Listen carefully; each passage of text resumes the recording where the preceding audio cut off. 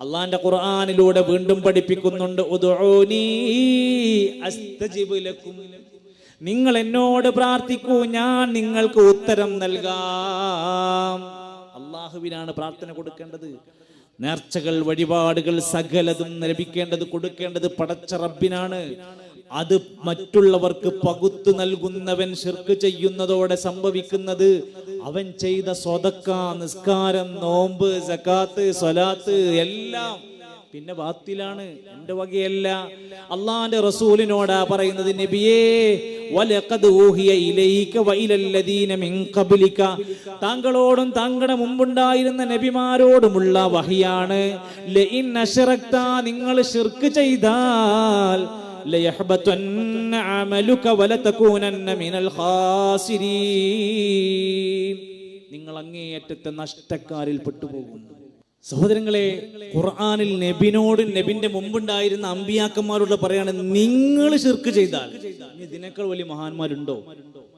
ഇതിനേക്കാൾ സ്വർഗീയ സ്ഥാനം നേടുന്ന വേറെ വ്യക്തികളുണ്ടോ? ഇല്ലല്ലോ. ആ നബിമാരോടാണ് പറയുന്നത്, ലഇൻ അശ്റക്ത, നിങ്ങൾ ശിർക്ക് ചെയ്താൽ ലയഹ്ബതന്ന അമലുക, നിങ്ങളുടെ എല്ലാ അമലുകളും പൊളിഞ്ഞു പോകും. വലതകൂനന്ന മിനൽ ഖാസിരീൻ, നിങ്ങൾ നഷ്ടക്കാരായി മാറും. അതുകൊണ്ടാണ് നമ്മൾ കഅബാലയത്തിന്റെ മുറ്റത്തും സഫാ മർവയിലും മദീനയിലും മക്കയിലും ചെന്ന് ശിർക്കിന്റെ, ഖുറാഫാത്തിന്റെ, ഇസ്ലാം ശക്തമായി എതിർത്തതിന്റെ സന്ദേശങ്ങളും സംസാരങ്ങളും അവിടെ വെച്ച് നടത്തുമ്പോൾ അത് നഖശികാന്തം എതിർക്കാനുള്ള കാരണം, അവന്റെ സകല പാപങ്ങൾ പുറത്തു കിട്ടേണ്ട നഗരികളിൽ ചെന്നിട്ട് പാപക്കറകളോടെ തിരിച്ചു പോരുന്നവന്റെ അവസ്ഥയൊന്ന് ചിന്തിച്ചു നോക്കി. ഒന്ന് ആലോചിച്ച് നോക്കുക നിങ്ങൾ. ഈ ഒരു ശിർക്കിന് പ്രചാരം കൊടുക്കുന്ന ഒരു പുതിയ കാലഘട്ടം, അതിനെന്താ മാർഗം കണ്ടെത്തിയിരിക്കുന്നത്? അതിന് ചില മഹാന്മാരുടെ പേരുകൾ ഇട്ടുകൊടുത്തുകൊണ്ട് ജനങ്ങളുടെ മനസ്സിലേക്ക് ഇവരോടൊക്കെ പറഞ്ഞ് ഇവരോടൊക്കെ ചോദിച്ച് ഇവരുടെയൊക്കെ പുണ്യം ബർക്കത്തൊക്കെ ഉണ്ടെങ്കിലേ നമ്മൾ രക്ഷപ്പെടുള്ളൂ എന്ന് സാധാരണക്കാരോട് അങ്ങ് പഠിപ്പിച്ചു. അതിന് അവർ അവസരങ്ങൾ ഒരുക്കി. വിശുദ്ധമായ റമദാൻ മാസം വന്നപ്പോ, റമദാനിന്റെ 17 രാവുകളിൽ അവിടുന്ന് ഏറ്റവും അധികം പഠിക്കേണ്ടത് ബദറിന്റെ ചരിത്രമാണല്ലോ. ആ മണ്ണിൽ ഞാൻ അവിടെ പോയിട്ടുണ്ട്, അതുകൊണ്ട് എനിക്ക് പറയാൻ കഴിയുമല്ലോ. ആ ബദറിന്റെ രണഭൂമിയിൽ മലക്കുകൾ ഇറങ്ങിക്കൊണ്ട് അള്ളാഹുവിന്റെ മഹത്തായ സഹായം കിട്ടിയ ആ ഒരു വലിയ സന്ദേശം നൽകുന്ന ബദറിന്റെ പുണ്യഭൂമിയിൽ എത്തുന്ന സമയത്ത് ആ ചരിത്രം ഇങ്ങനെ ഓർക്കാണ്. അവിടെ സഹാബത്ത് എല്ലാവരും ഇങ്ങനെ ഭയപ്പാടോടെ കരഞ്ഞ് രാത്രിയിൽ നിന്ന് പ്രാർത്ഥിച്ച് പടച്ച റബ്ബിനോട് സങ്കടപ്പെട്ട ആ ചരിത്രം ഉണ്ടല്ലോ. ആ ബദരീങ്ങൾ ആരോടാ പ്രാർത്ഥിക്കുന്നത്? ഇത് തസ്തഗീസൂന റബ്ബക്കും ഫസ്തജാബ ലക്കും അന്നീ മുമിദ്ദുക്കും ബിഅൽഫിൻ മിനൽ മലായികതി മുർദിഫീൻ. ബദരീങ്ങളായ ആ മഹാസ്വഹാബത്ത് അവരെ പറ്റിയാ പറയണം. അവര് അള്ളാനോട് ഇസ്തിഗാസ ചോദിച്ച് പ്രാർത്ഥിച്ചപ്പോൾ നാം അവർക്ക് ഉത്തരം നൽകി. അവർക്ക് ആയിരക്കണക്കിന് മലക്കുകളെ ഇറക്കി സഹായിച്ചു കൊടുത്തു. കാലങ്ങൾ കഴിഞ്ഞപ്പോ ആ ബദറിൽ പങ്കെടുത്ത അതേ മനുഷ്യന്മാരെ, അതേ ബദരീങ്ങളെ തന്നെ വിളിച്ചു പ്രാർത്ഥിക്കുന്ന ദയനീയ അവസ്ഥയിലേക്ക് നമ്മുടെ നാട് റമദാനിൽ വരാൻ തുടങ്ങി. പള്ളികളിലിരുന്ന് അതിന്റെ പേരും പറഞ്ഞ് നല്ല ഇറച്ചിയും വെട്ടിയിട്ട് സുഖമായിട്ട് അവരങ്ങനെ പോയി. അവർ പറയുന്നു ഇതൊക്കെ ബദരീങ്ങളെ ബർക്കത്ത് കിട്ടാൻ വേണ്ടിയിട്ടാണ്. അതന്നെയാണ് എന്റെ കുഴപ്പം. എന്നിട്ട് ബദരീങ്ങളെ വിളിച്ച് പ്രാർത്ഥിക്കുന്ന പച്ചയായ അറബിയിലും മലയാളത്തിലും പദ്യവും ഗദ്യവും പള്ളികളിൽ പാടി തുടങ്ങി. ആളുകൾ വിചാരിച്ചു ഞങ്ങൾ ബദരീങ്ങളെ സ്നേഹിക്കണം. അത് കഴിഞ്ഞ റബീഉൽ അവ്വൽ വന്നപ്പോ നിങ്ങൾ ശ്രദ്ധിച്ചു നോക്കിയോ? ആ ഹബീബുന റസൂലുള്ളാഹി സ്വല്ലല്ലാഹു അലൈഹി വസല്ലം അവിടുന്ന് പഠിപ്പിച്ചത് എന്തായിരുന്നു? ഞാൻ എൻ്റെ റബ്ബിനോട് മാത്രമേ പ്രാർത്ഥിക്കുകയുള്ളൂ. ലാ തത്റൂനി കമാ തറത്തിൻ നസാറാ ഈസ ഇബ്നു മറിയം. ഈസാ നബിനെ ക്രിസ്ത്യാനികൾ പ്രശംസിച്ച് ഓവറാക്കിയതുപോലെ നിങ്ങൾ എന്നെ അമിതമായി പ്രശംസിക്കരുത്. എന്നാല് റബീഉൽ അവ്വലിൽ നമ്മൾ കേട്ട പാട്ടുകൾ പലതും ഒരിക്കലും നബിനെ പറ്റി പറയാൻ പാടില്ലാത്തതാണ്. അത് പാടിയില്ലേ? അബ്ദുക്കൽ മിസ്കീനു യർജു ഫദ്ലകൽ ജമ്മൽ ഗഫീറു ഫീക കദഹസൻതു ലന്നി യാ ബശീറു യാ നദീറു. നബിയേ, അങ്ങയുടെ സാധുവായ അടിമയായ ഞാനിതാ വന്നിരിക്കുന്നു, ഒന്ന് പാപം പുറത്തു തരണേ നബിയേ. ഇത് മദ്ഹാണോ? ഒരിക്കലും പറയാൻ പാടില്ലാത്ത വാക്കാണ്. നമ്മുടെ പാപം പുറത്തു തരുന്നത് റബ്ബാണ്. നബി സല്ലല്ലാഹു അലൈഹി വസല്ലമ പോലും ഒരു ദിവസം 100 തവണ അള്ളാഹുവിനോട് തൗബയും ഇസ്തിഗ്ഫാറും ചെയ്യാറുണ്ടായിരുന്നു. അതേ നബിയോട് നമ്മുടെ നാട്ടിലെ ആളുകൾ, സാധാരണക്കാർ കെട്ടിയുണ്ടാക്കി പാടുകയാണ്. ഇതൊരാൾ പാടാതിരുന്നാൽ ഓന് നബിനോട് സ്നേഹമില്ല, ഓൾക്ക് പ്രവാചക സ്നേഹമില്ല, ഓൾക്ക് യഥാർത്ഥ സ്വലാത്തില്ല, ഓൾക്ക് തങ്ങന്മാരില്ല, അല്ലെങ്കിൽ അവർക്ക് ആ രൂപത്തിൽ അങ്ങനെ ഒന്നും ഇല്ല എന്ന് പറയുമ്പോൾ ഉള്ളതിനെ നമ്മളെല്ലാം അംഗീകരിച്ചവരാണ്. അസ്സലാമു അലൈക യാ മാഹിയദ്ദുനൂബി, അസ്സലാമു അലൈക യാ ജാലിൽ ഖുറൂബി. പ്രയാസം മാറ്റിത്തരുന്ന നബിയേ, അങ്ങേക്ക് സലാമുണ്ട്. പാപങ്ങൾ പുറത്തു തരുന്ന നബിയേ, അങ്ങേക്ക് സലാമുണ്ട്. നേരെ നബിനോടാണ്. ഒരു പ്രശ്നം അവർക്ക് പറയാനില്ല. എത്ര വാചകങ്ങൾ നമുക്ക് ചൂണ്ടിക്കാണിക്കാനുണ്ടാകും. അത് മങ്കൂസ് ആയിക്കോട്ടെ, ഷറഫുൽ അനാം ആയിക്കോട്ടെ, നിങ്ങളുടെ കയ്യിലുള്ള ഏത് 3333 വക, 313 വക, ഏത് വക എടുത്താലും മനുഷ്യരുണ്ടാക്കിയ ഈ നിർമ്മിതമായ ഈ വാക്യങ്ങളിലൂടെ പ്രവാചകനെ പറ്റി പറയാൻ പാടില്ലാത്തത് പറഞ്ഞു പാടിക്കൊണ്ടിരിക്കുകയാണ്. അത് കഴിഞ്ഞ് നിൽക്കോ? റബീഉൽ ആഖിർ വന്നു, ജീലാനി ദിനം തുടങ്ങി. ജീലാനിയുടെ ഷെയ്ഖ് മുഹിയുദ്ദീൻ റഹ്മത്തുള്ളാഹി അലൈഹി എന്ന നല്ല മാതൃകാ യോഗ്യനായ നല്ലൊരു മനുഷ്യൻ ജീവിതത്തിലെ ദീനിനെ ഹയാത്താക്കി. അദ്ദേഹത്തിന്റെ ദഅവത്ത് കണ്ടിട്ട് ആയിരക്കണക്കിന് ആളുകൾ ഇസ്ലാം സ്വീകരിച്ചൊരു കാലം ഉണ്ടായിരുന്നു. അതുകൊണ്ട് മുഹിയുദ്ദീൻ എന്ന് പേരിട്ടിയത്. നമ്മൾ കോയിനെ പറപ്പിച്ചോണ്ട് മുഹിയുദ്ദീൻ ആയതല്ല, അതൊക്കെ പിന്നുണ്ടാക്കിയ കഥയാണ്.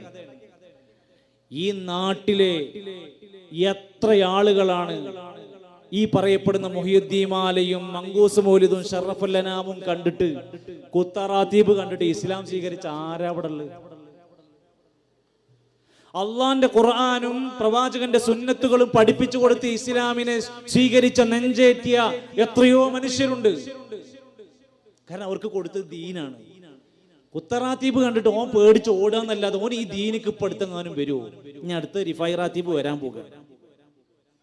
അതിന് പള്ള കാട്ടിക്കൊടുക്കാൻ വേണ്ടി പോണോലൊക്കെ ചിന്തിച്ചോളിയും. അത് ഒരിക്കലും റിഫായി വന്നിട്ട് അത് മുറി മാറ്റിത്തരുന്ന ഒരു പ്രതീക്ഷ നിങ്ങൾക്ക് വേണ്ട. അതുകൊണ്ടാണ് അത്തരത്തിലുള്ള പല കഥകൾക്കും ഞങ്ങളെ ഒന്ന് കുത്താൻ സഹായിക്കുമോ എന്ന് ഒരുപാട് തവണ നമ്മൾ ചോദിച്ചു നോക്കിയല്ലോ. ആരും നമ്മളെ സഹായിക്കണില്ല. ഒന്ന് കുത്തി കൊടുക്കാൻ സഹായിക്കണ്ടേ? കൊടുക്കൂല. മുഹിയുദ്ദീൻ ഷെയ്ഖ് എന്ന് പറയുന്ന മനുഷ്യന്റെ ജീവിതത്തിൽ എഴുതിയ പ്രസിദ്ധമായ കിതാബുണ്ട്, ഫത്ഹുർ റബ്ബാനി, ഫുതുഹുൽ ഗൈബ്, അൽ ഗുനിയ. ധൈര്യമുണ്ടോ നമ്മുടെ നാട്ടിലെ മഹലിലെ പള്ളി ദർസിൽ ഇരുന്ന് ഓതി കൊടുക്കാൻ? നിങ്ങളെ നാട്ടിൽ ഏതെങ്കിലും പള്ളി ദർസ് നടക്കുന്നുണ്ടെങ്കിൽ കിതാബ് കൊടുന്നേരാ, കിതാബ് കൊടുന്നേരാ. ഇത് നിങ്ങളെ മഹലിലെ എല്ലാവർക്കും പഠിപ്പിച്ചു കൊടുക്കണം എന്ന് പറയാൻ നിങ്ങൾക്ക് ധൈര്യമുണ്ടോ? എന്നാ പിന്നെ ഇനി അവിടെ പള്ളി പൂട്ടി പോണ്ടി വരും. കാരണം എന്താ അറിയോ? നിന്റെ ഏതേത് പ്രതിസന്ധികളിലും നീ അല്ലാഹുവിലേക്ക് നീ അല്ലാഹുവിലേക്ക് അവലംബമാക്കണം. നീ മഖ്ലൂഖീങ്ങളിലേക്ക് പോകരുത്. ആ കൃത്യമായ പച്ച തൗഹീദ് പ്രചരിപ്പിച്ചു. ആ മഹാമനുഷ്യന്റെ മരണം കഴിഞ്ഞ് 5 നൂറ്റാണ്ട് കഴിഞ്ഞപ്പോ സദഖത്തുല്ലാഹിൽ കാഹിരി കുതുബിയത്തുണ്ടാക്കി, ഖാദി മുഹമ്മദ് മുഹിയുദ്ദീൻ മാലുണ്ടാക്കി. എന്നിട്ട് എന്താ ചെയ്യേണ്ടത്? ആ ഷെയ്ഖ് പറഞ്ഞ ഉപദേശങ്ങൾ പഠിപ്പിച്ചു കൊടുക്കുകയാണെങ്കിൽ തരക്കടില്ല. ഒരിക്കലും കണ്ടിട്ടില്ലാത്ത, ഒരിക്കലും അദ്ദേഹത്തിന്റെ മാറ്റി യാതൊരു ബന്ധമില്ലാത്ത ഈ 2 മനുഷ്യന്മാര് എഴുതിയുണ്ടാക്കിയ പുസ്തകത്തിലൂടെ പറ്റിയ അബദ്ധം എന്താണ്? അള്ളാനെ പറ്റി പറയുന്നതെല്ലാം മുഹിയുദ്ദീൻ ഷെയ്ഖിനെ പറ്റി പറയാൻ തുടങ്ങി. നമ്മൾ എന്താ പഠിച്ചിരിക്കുന്നത്? അള്ളാഹിനോട് പ്രാർത്ഥിച്ചാൽ അള്ളാഹു പ്രാർത്ഥന കേട്ട് ഉത്തരം നൽകുന്നാണോ? എന്നാൽ മുഹിയുദ്ദീൻ മാല വായിച്ചാൽ അവൻ ഇനി ഒരിക്കലും അള്ളാഹിനോട് പ്രാർത്ഥിക്കേണ്ടി വരൂല. കാരണം എന്താ? ബല്ലേ നീലെത്തീന്നും എന്നെ വിളിപ്പോർക്ക് വായ്പോടാ ഉത്തീരം നൽകും ഞാനെന്നോവർ. എന്താ പഠിച്ചു? ഇപ്പൊ പ്രാർത്ഥിച്ചാൽ അപ്പൊ തന്നെ ഉത്തരം കിട്ടുമെന്ന് പഠിച്ചിട്ടില്ല. എന്നാൽ മുഹിയുദ്ദീൻ ഷെയ്ഖിനോട് പ്രാർത്ഥിച്ചാൽ വായ പൂടുന്നതിന്റെ മുമ്പ്, അഥവാ 3 സെക്കൻഡിന്റെ ഉള്ളിൽ നിനക്ക് ഉത്തരം കിട്ടുന്നാണ് മുഹിയുദ്ദീൻ മാലയിൽ പഠിച്ചിട്ടുള്ളത്. ഇത് പാടാൻ പൈസയും കൊടുത്ത്, ഭക്ഷണം കൊടുത്തിട്ട്, പോത്തിറച്ചിയും കൊടുത്തിട്ട് എന്താ നമ്മൾ പാടിപ്പിക്കുന്നത്? ചിന്തിച്ചു. മുഹിയുദ്ദീൻ ഷെയ്ഖിനോട് പ്രാർത്ഥിച്ചാല് ഏത് നിലത്തുനിന്ന് പ്രാർത്ഥിച്ചാലും വായ കൂടുന്നതിന്റെ മുമ്പ് ഉത്തരം. ഖുറാനിൽ പോലും പറഞ്ഞിട്ടില്ല അള്ളാഹ് എന്നോട് പ്രാർത്ഥിച്ചാല് ചക്കരിന്റെ ഉള്ളിൽ ഉത്തരം എവിടെയില്ല. അള്ളാഹ് എന്താ പറഞ്ഞിട്ടുള്ളൂ? എന്നോട് പ്രാർത്ഥിക്കുക. ഖാല റബ്ബുക്കും, നിങ്ങളുടെ റബ്ബ് പറഞ്ഞിരിക്കുന്നത് ഉദ്ഉനി, നിങ്ങൾ എന്നോട് പ്രാർത്ഥിക്കണേ, അസ്തജിബ് ലക്കും, നിങ്ങൾക്ക് ഉത്തരം നൽകും. ഇനിയോ അള്ളാഹിനെ പറ്റി പറഞ്ഞു, ഇന്നഹു അലീമുൻ ബിദാതിസ് സുദൂർ, ഹൃദയത്തിലകത്തുള്ളതെല്ലാം അറിയുന്നവൻ അള്ളയാണ്. മൊയ്തീൻ മാലക്കാരൻ എഴുതിണ്ടാക്കി. അള്ളാഹ് മാത്രമൊന്നുമല്ല, നിങ്ങളെ ശൈഖിനെ അറിയാൻ പറ്റും. എങ്ങനെ? കുപ്പിയകത്തുള്ള വസ്തുവിനെ പോലെ കാൺമാ ഞാൻ നിങ്ങളുടെ കൽബകമെന്നോവർ. ഓവറാണ് സംഭവം, ഓവറാണ്. അത് ആദ്യം തന്നെ മുമ്പ് പറഞ്ഞു. ആ ഒരു ഉപകാരം മുമ്പ് ചെയ്തിട്ടുണ്ട്. ഇത് ഓവറാണ് എന്നുള്ളത് ആദ്യം പഠിപ്പിച്ചു പോയിക്കണം. എന്താണ് ഇത് പറഞ്ഞിരിക്കുന്നത്? കുപ്പിയകത്തുള്ള വസ്തുവിനെ പോലെ കാണാൻ ഞാൻ നിങ്ങളുടെ കൽബകം എന്നോവർ. പ്ലെയിൻ ഗ്ലാസിന്റെ ഉള്ളിൽ 2 മീൻകൂട്ടിനെ ഇട്ടാലേ നമ്മളിങ്ങനെ നോക്കിയാൽ മീനിനെ കാണൂലേ? അതിനേക്കാൾ ക്ലാരിറ്റിയിൽ മൂപ്പര് നമ്മളെ കൽബൊക്കെ ഇങ്ങനെ പച്ചക്ക് കാണുന്നു. ഇത് ഖുർആനിൽ എങ്ങനല്ലേ? ഇനി ഖുർആൻ പറയുന്നുണ്ട്, ഇന്നമാ അംറുഹു ഇദാ അറാദ ശൈഅൻ അൻ യഖൂല ലഹു കുൻ ഫയകൂൻ. ഒരു വസ്തുവിനോട് ഉണ്ടാകൂ എന്ന് പറഞ്ഞാൽ, അല്ലാഹ് ഒരു കാര്യം പറഞ്ഞാൽ, കുൻ എന്ന് പറഞ്ഞാൽ അത് ഉണ്ടാകും. മുഹ്യിദ്ദീൻ മാലക്കാരൻ പറയുന്നു, അത് അള്ളാഹ്ക്ക് മാത്രം പറ്റിയ പണിയൊന്നല്ല, നമ്മുടെ ശൈഖിന് പറ്റും. അതെന്നാ? കുഞ്ഞെന്ന് ചൊന്നൂകിൽ ആകും അതെന്നോവർ. മുഹ്യിദ്ദീൻ ഷെയ്ഖ് ഒരു വസ്തുവിനോട് കുഞ്ഞെന്ന് പറഞ്ഞാൽ അത് അപ്പുണ്ടാവും. പിന്നെന്താ വ്യത്യാസം എന്ന് പറഞ്ഞത്? ഇത് രണ്ടും തമ്മിൽ എന്താണ് വ്യത്യാസം? ഒരു മഖ്ലൂക്കായ ഒരു മനുഷ്യനെ കുറിച്ച് ജനങ്ങൾക്കിടയിൽ ഇത് പള്ളിയിലിരുന്ന് പാടിയിട്ട് ഒരു മനുഷ്യൻ പ്രതികരിക്കണില്ലല്ലോ എന്ന് ആലോചിച്ച് നോക്കി നിങ്ങൾ. എന്തൊക്കെ വരികളാണ്! വേറെ വരി കാണാം. മുഹീദ്ദീൻ മാല ഇങ്ങനെ വായിച്ചു വരുമ്പോ കാണേ, വായിലേക്ക് ഒരിക്കലും മുഹീദ്ദീൻ ഷെയ്ഖിന് സംസാരിക്കാൻ സമയത്ത് വായെന്ന് സംസാരം കറക്റ്റ് വരുന്നില്ല.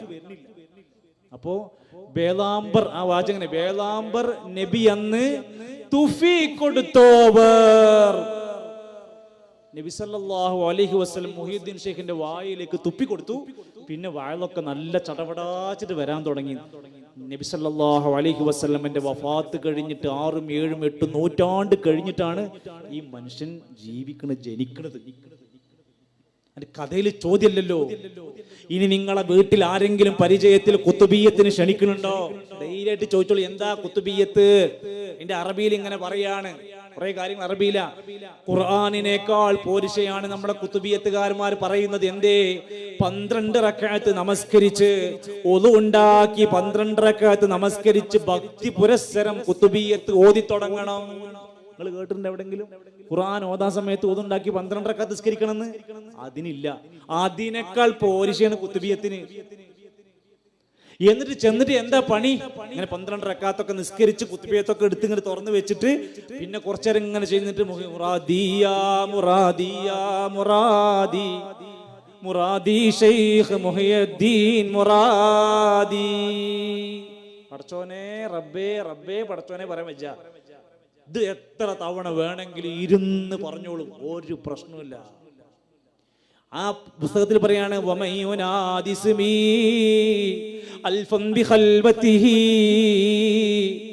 1000 തവണ എന്റെ പേര് ഒറ്റക്കിരുന്ന് നല്ല മനസ്സോടെ വിളിച്ചു പ്രാർത്ഥിച്ചാൽ ഞാൻ ഉത്തരം നൽകുമെന്ന് മുഹ്യിദ്ദീൻ ഷെയ്ഖിന്റെ പേരിലെ കളവ്.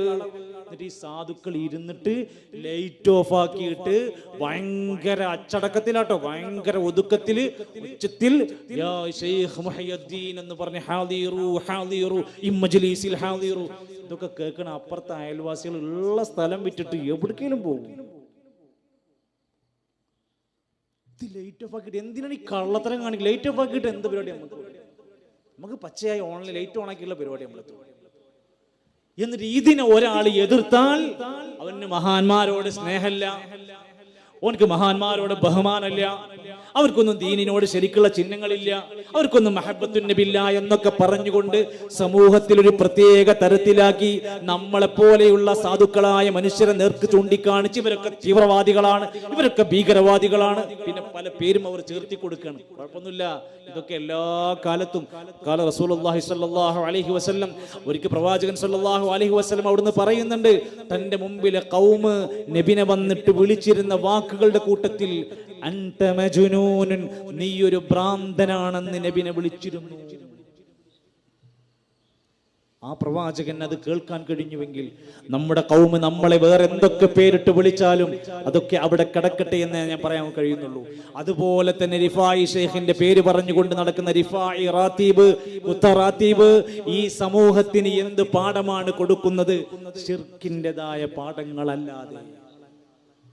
ഇനി സഹോദരങ്ങളെ, എന്തുകൊണ്ടാണ് ഈ നിലക്ക് മനുഷ്യന്മാര് അല്ലാഹു അല്ലാത്ത മഖ്ലൂഖീങ്ങളിലേക്ക് പോകാനുള്ള കാരണം എന്താ?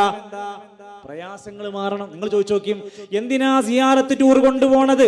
സിയാറത്ത് ടൂറിന് പോകുമ്പോ അവിടെ ഇന്ന മക്കാമിൽ പോയാൽ കുട്ടിയില്ലാത്തവർക്ക് കുട്ടിനെ കിട്ടും, ഒരു തൊട്ടിൽ കെട്ടിയാൽ ഭയങ്കര ലാഭമുള്ള പരിപാടിയാണ്. ആശുപത്രിയൊക്കെ പൂട്ടിന് പോകേണ്ടി വരും. കുട്ടിനെ കിട്ടാൻ തൊട്ട്, സാധാരണ കുട്ടിനെ കിട്ടിയാലാണ് ബുദ്ധിയുള്ള ആൾക്കാരൊക്കെ തൊട്ടിൽ കെട്ടാറുള്ളത്.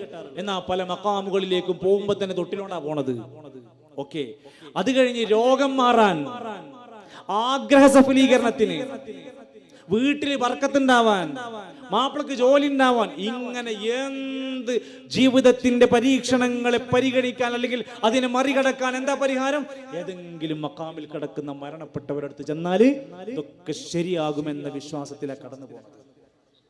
ഈ ശിർക്കിന്റെ കേന്ദ്രങ്ങളെ കുറിച്ചാണ് റസൂലുള്ളാഹി സ്വല്ലല്ലാഹു അലൈഹി വസല്ലം 14 നൂറ്റാണ്ട് മുമ്പ് മരിക്കുന്നതിന്റെ ഏതാനും ദിവസങ്ങൾക്ക് മുമ്പ് വസിയത്ത് പറഞ്ഞു, ലാ തത്തഖിദു ലാ തജ്അൽ ഖബരി ഈദാ, എന്റെ ഖബറിനെ ആഘോഷത്തിന്റെ കേന്ദ്രമാക്കി മാറ്റരുത്.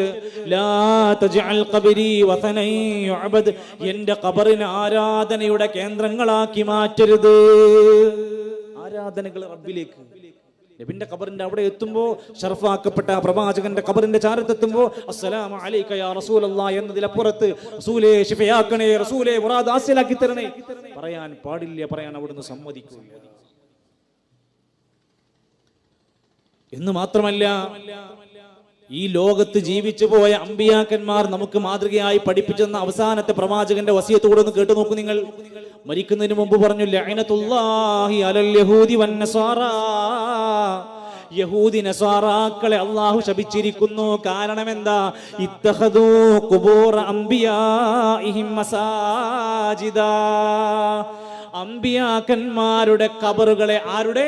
അമ്പിയാക്കന്മാരുടെ ഖബറുകളെ ആരാധനയുടെ കേന്ദ്രമാക്കിയതിന്റെ പേരിൽ യഹൂദി നസ്വാറാക്കൾക്ക് ശാപം കിട്ടിയിരിക്കുന്നു. അപ്പൊ അതിനേക്കാൾ ഡോസ് കുറഞ്ഞവരാണ് നമ്മുടെ നാട്ടില്. അമ്പിയാക്കന്മാരുമില്ല, ഔലിയാക്കന്മാരുമില്ല, ഉരും പേരറിയില്ല, ശുഹ്റത്തൊട്ടും കുറവില്ല, ബഹുമാന്യരൊക്കെ പെറ്റ നാട്, വിളിയങ്കോടും മറക്കാളി കുഞ്ഞുമരക്കാർ ഷഹീദോരും ബഹുമാന്യരൊക്കെ പെറ്റ നാട്. അവിടെ പുത്തമ്പള്ളി, വെളിയങ്കോട്, അവിടെ ചെന്ന് നോക്കിയാൽ ആ ചരിത്രം അറിയാൻ സാധിക്കും. മുനമ്പത്ത് ബീവി, പേര് മുനമ്പത്ത് ആർക്കെങ്കിലും പേരിടോ? ഇടൂല, അതൊരു സ്ഥലത്തിന്റെ പേരാ. അപ്പൊ മഹദിക്ക് പേരില്ലേ? പേരറിയില്ല. അമ്പിയാക്കന്മാരുടെ ഖബറുകളെ ആരാധനാ കേന്ദ്രമാക്കിയതിന്റെ പേരിൽ ലഅനത്തുല്ലാഹ്. ഇവിടെ നമ്മുടെ നാട്ടിൽ പേര് പോലും അറിയാത്തവരാണ് മഹാന്മാരാണെന്ന് പറഞ്ഞുകൊണ്ട് ആരാധിച്ചുകൊണ്ടിരിക്കുക. ഫുൾ ബോഡി പോലും ഇല്ല പല മക്ബറകളിലും, ഫുൾ ബോഡി പോലും ഇല്ല. കാഞ്ഞിര ഇവിടെ ചെന്ന് കഴിഞ്ഞാൽ, കാഞ്ഞങ്ങാട് ചെന്നാൽ കാണാൻ സാധിക്കും. ആ ജില്ലക്കാർക്ക് പെട്ടെന്ന് പറയാൻ പറ്റും. അവിടെ അവരുടെ പ്രത്യേകത പറയണം. അവിടെ ഒരു ജാറമുണ്ട് ആ മക്കാമിന്, അതിന്റെ പേര് അവിടെ കൊടുത്തിരിക്കുന്ന മുട്ടും തല ഔലിയ റളിയല്ലാഹു അൻഹു എന്നാണ്. അഥവാ ഫുൾ ബോഡി ഇല്ല, ഒരു മുട്ടും ഒരു തലയും ഉള്ളു, കാൽമുട്ടും തലയും. ഇത് വെച്ചിട്ടാണ് ജാറുണ്ടാക്കിയിരിക്കുന്നത്. ജാറുണ്ടോ അവരുടെ പെട്ടി പിരിവുണ്ടാവും, പിരിവുണ്ടോ ജാറുണ്ടാവും. സയാമി സേറ്റളമാരി ഒട്ടിപ്പിടിച്ച് കിടക്കുന്നുണ്ടാവും. എന്നിട്ട് ഈ കേന്ദ്രങ്ങളിലേക്ക് എന്തിനാ കൊണ്ടുപോകണത്? അവിടെ പണട്ട് കൊടുക്കണം, പൂജ നടത്തണം, എന്നിട്ട് കാര്യങ്ങളൊക്കെ നടന്ന് എല്ലാ ആഗ്രഹങ്ങളും സഫലമാകുന്നു പറഞ്ഞിട്ടാ പോണത്. കണ്ണൂർ ജില്ലയിലെ ഹുത്തുപരണ തൊട്ടപ്പുറത്ത് സ്ഥലത്തുണ്ട് 3 പെറ്റുമ്മ. എന്താ പോലെ പ്രത്യേകത? 3 പ്രസവിച്ചു. ഇവിടെ 7, 10, 12 പ്രസവിച്ച ഉമ്മാരുണ്ട് ഇവിടെ. അവരൊക്കെ നോക്കിയ വാപ്പാരുണ്ട് ഇവിടെ. എന്നിട്ട് അവിടേക്ക് കുട്ടികളെ കിട്ടാനും പ്രസവം ഉഷാറായി നടക്കാനൊക്കെ വേണ്ടിയിട്ട് അവിടെ കൊണ്ടുപോയി നേർച്ച നടക്കാണ്. കബറിങ്ങേ നിങ്ങളൊന്ന് പോയി നോക്കണം. രാത്രിയൊക്കെ ചെന്നാല് അവിടെ നിങ്ങൾ ഈ പള്ളിക്ക് പോണ ആയത്തൊന്നും അവിടെ ഉണ്ടാവൂല. ആണും പെണ്ണും മിക്സാക്കി ഇങ്ങനെ ചേർന്ന് നടക്കുന്നുണ്ടാവും. ഒരു വിധി വിലക്കും അവിടെ ബാധകം.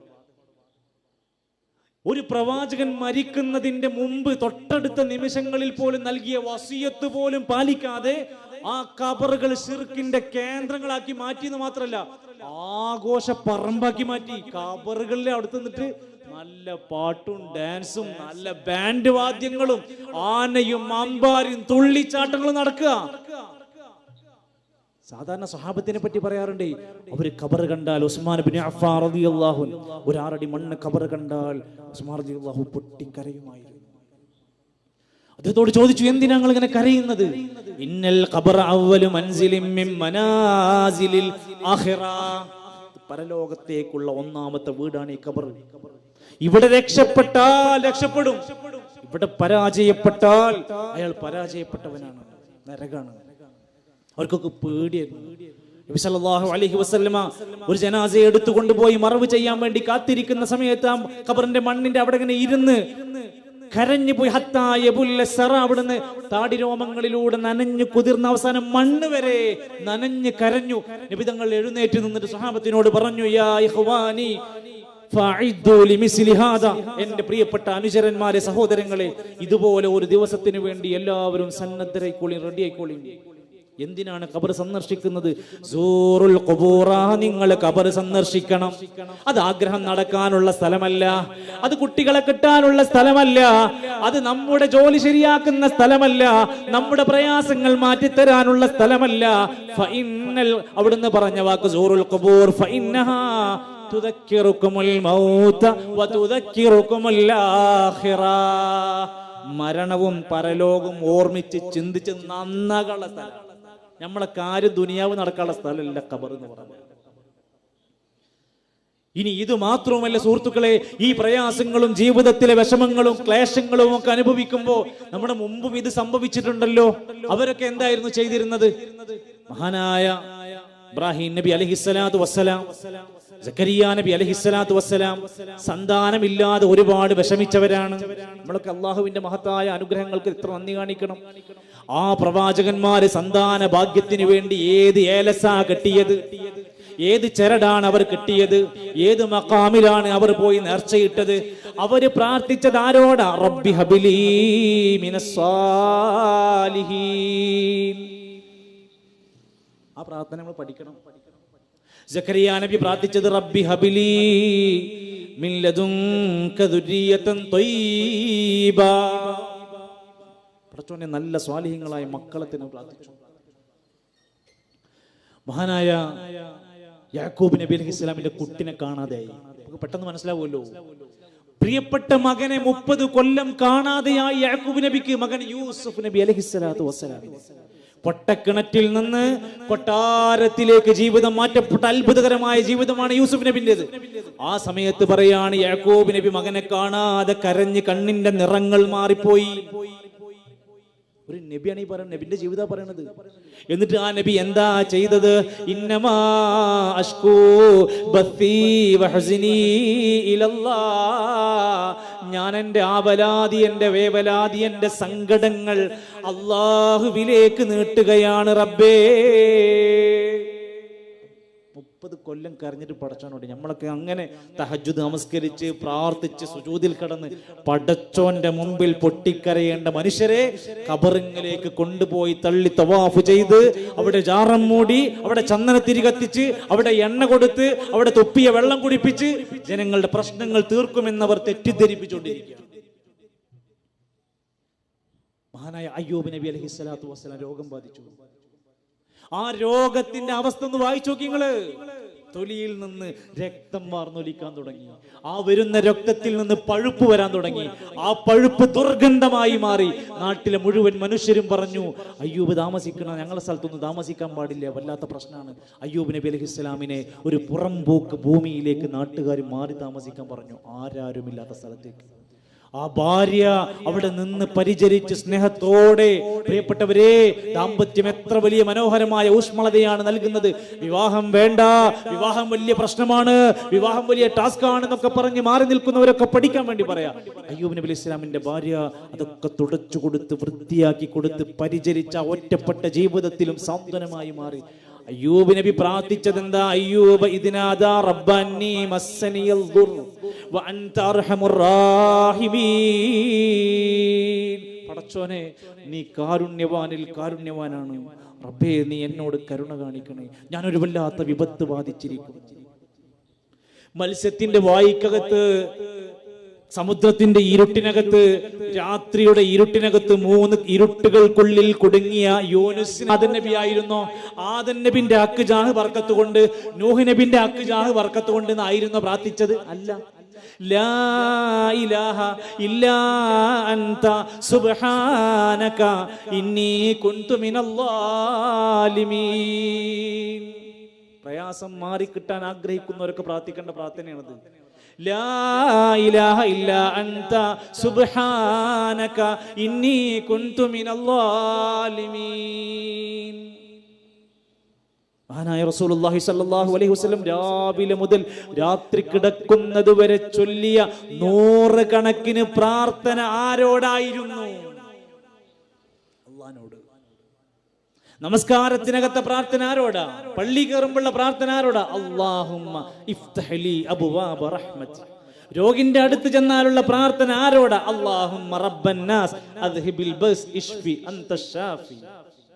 അർച്ചനോട് ഒരു പ്രാർത്ഥന തരൂ, ഒരു പ്രാർത്ഥന. ഏതെങ്കിലും ഒരു സാഹചര്യത്തിൽ അള്ളാഹു വല്ലാത്ത ഒരു മഹാനോട്, ഏതെങ്കിലും ഒരു വ്യക്തിയോട്, ഒരു ശക്തിയോട് പ്രാർത്ഥിച്ച ഒരു സന്ദർഭത്തിലെ പ്രാർത്ഥന റസൂലുള്ളാഹി സ്വല്ലല്ലാഹു അലൈഹി വസല്ലം പഠിപ്പിച്ചു തന്നിട്ടില്ല. അതുകൊണ്ട് തന്നെ പിൽക്കാലത്ത് 1400 കൊല്ലം പഴക്കമുള്ള ഖുർആനിലും ഹദീസിലും ഇല്ലാത്തതാണ് 300 കൊല്ലം പഴക്കമുള്ള, 400 കൊല്ലം പഴക്കമുള്ള മുഹിയുദ്ദീൻ മാലയിലും ഹദ്ദാദിലും റാത്തീബിലും ഒക്കെ 600ഉം 700ഉം 300 കൊല്ലം പഴക്കമുള്ളൂ. എന്തിനാണ് ഈ പഴയത് ഒഴിവാക്കിയിട്ട് ഈ പുതിയ പുതിയ സാധനങ്ങൾ എന്തിനാ കൊണ്ടു നടക്കുന്നത്? ഈ സ്വലാത്ത് നഗറുകൾ എന്ന് തുടങ്ങിയത് 30 കൊല്ലം 20 കൊല്ലം പഴക്കമുള്ളൂ.